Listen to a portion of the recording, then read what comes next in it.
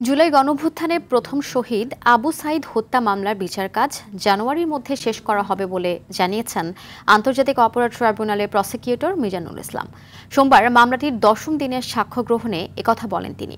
এদিকে supreme court কম্পাউন্ডের নিরাপত্তা নিশ্চিতে জাতীয় ঈদগাহ মাঠে বহিরাগতদের প্রবেশের নিষেধাজ্ঞা দিয়েছে সুপ্রিম কোর্ট প্রশাসন। জিএম মাহমুদের রিপোর্টে বিস্তারিত। জুলাই আন্দোলনে রংপুরের বেগম রোকেয়া বিশ্ববিদ্যালয়ের শিক্ষার্থী আবু সাইদের হত্যার ঘটনা নাড়িয়ে দিয়েছিল পুরো দেশকে, যার রেশ ধরেই ঘটে গণঅভ্যুত্থান, হয় রাজনৈতিক পট পরিবর্তন। এ হত্যাকাণ্ডের বিচার চলছে আন্তর্জাতিক অপরাধ ট্রাইব্যুনাল 2A। সোমবার হয় 10ম দিনের সাক্ষ্য গ্রহণ, তবে এর আগে 3বার পেছানো হয় সাক্ষ্য নেয়ার তারিখ। প্রসিকিউশন মামলা ডিলে করার বা ডিলে হচ্ছে এ ধরনের কোনো চিন্তা করার কারণ নাই।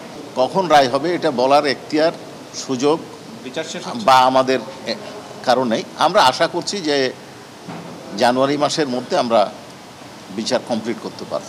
এদিকে ট্রাইব্যুনাল 1A জুলাই আন্দোলনে রামপুরায় ছাদের কার্নিশে ঝুলে থাকা এক ব্যক্তিকে গুলি করা সহ দুজনকে হত্যা মামলায় 5ম দিনের সাক্ষ্য গ্রহণ হয়। সাক্ষ্য দেন জব্দ তালিকার 2 জন। আরও আমরা কয়েকজন সাক্ষী আছে, দেখি আজকে হবে কিনা, আমরা ধারাবাহিকভাবে সাক্ষী দেব।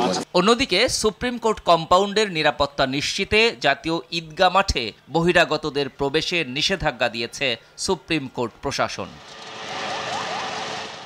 GM Mahmud, RTV, Dhaka.